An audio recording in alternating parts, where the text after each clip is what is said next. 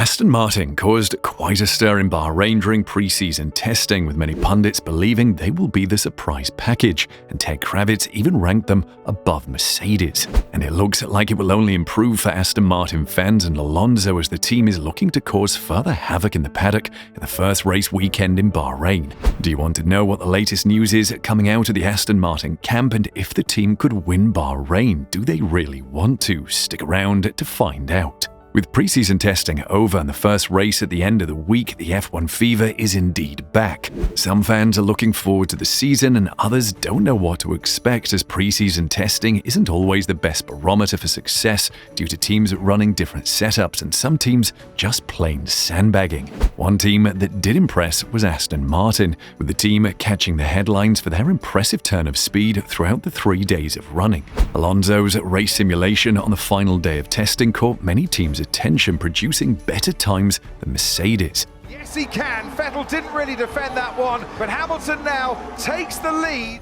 Aston Martin's superior tyre degradation put it on par with Ferrari. However, it was not all plain sailing for Aston Martin during testing, as let's not forget, they were the first team to cause a red flag in pre-season testing, and Alonso's glum expression made us all think, did he make the right move? Well, at the end of testing, Alonso was grinning like a Cheshire cat and had a swagger in his step. They also suffered a significant blow as Lance Stroll was unable to compete during pre-season, with his insight being invaluable, as the team has no driver feedback on how the car feels, with Alonso racing for Alpine last season and being new to the car. The Spaniard went further to say that he was hurt that Lance was unable to test out the car. Unfortunately, we don't have Lance, because that would be a benefit for us. We miss him here because some of the changes we're making to the car, we don't know if it's this car or if it's just an Aston Martin thing that for me feels different. So it's not ideal, but hopefully he can give us some feedback soon and we can make some progress. We are sure that Alonso has enough experience in an F1 car to tell whether it is a good car. Having been around the paddock and the oldest driver on the grid, Stroll's insight will be missed, but we think Aston Martin will be fine. Stroll's injury did bring up an interesting narrative for the Bahrain Grand Prix, with the rumours circulating that Vettel may step in to replace him. For a moment, they had F1 fans dreaming. A Vettel and Alonso partnership would have been the fairy tale all F1 fans would have wanted, but that dream was shot down after Aston Martin confirmed that Vettel would not be racing in Bahrain. After the preseason testing that Aston Martin has had, we are sure Lance can't wait to get back in the car. It's never been Alonso's style to do things in half measure, and the Spaniard is in a buoyant mood at the moment, with the Spaniard having this to say about the Aston Martin car. On the last test day, for example, we did a race simulation, then we did 57 laps, the same thing we are going to do this week in Bahrain. We put fuel in for those 57 laps and did the full race with the full setup, even changing tyres. At the same time, Ferrari were doing the same program as us with the same fuel for the race, same stops, and we were slightly faster, said Alonso. We need to rein it in a bit at this point. Let's not forget how the Aston Martin season went in 2022, with the team not exactly lighting the world on fire and getting most of their upgrade packages wrong throughout that season. Still, the team has been investing heavily in recent seasons, with the team poaching several staff members from the big teams, most notably Dan Fallows from Red Bull, who has been labelled as the secret weapon behind Aston Martin's new car. Here goes Sebastian Vettel round the outside of Alex Albon. Sebastian Vettel up into... Now, as expected, after the preseason testing that Aston Martin had, the team and fans could be getting carried away, and Mike Crack has issued a warning to fans and F1 that they need to stay grounded on Aston Martin's performance. I think it's very, very difficult on such a test to make a proper judgment. I'll give you an example. Last year, we were P4 and P10 over the 3 days. We seem very similar now. And in the Bahrain Grand Prix race, we were out in Q1, said Crack. He reminded the team that they needed to learn to walk before they can run, reminding them that their goal this season was to move forward and improve the team and performance on the car. Now, this is not exactly true, with rumours being that the team is looking to bring in some significant upgrades for their car in Bahrain, and we think we know what they are, as revealed on social media by F1 journalist Matthew Thompson.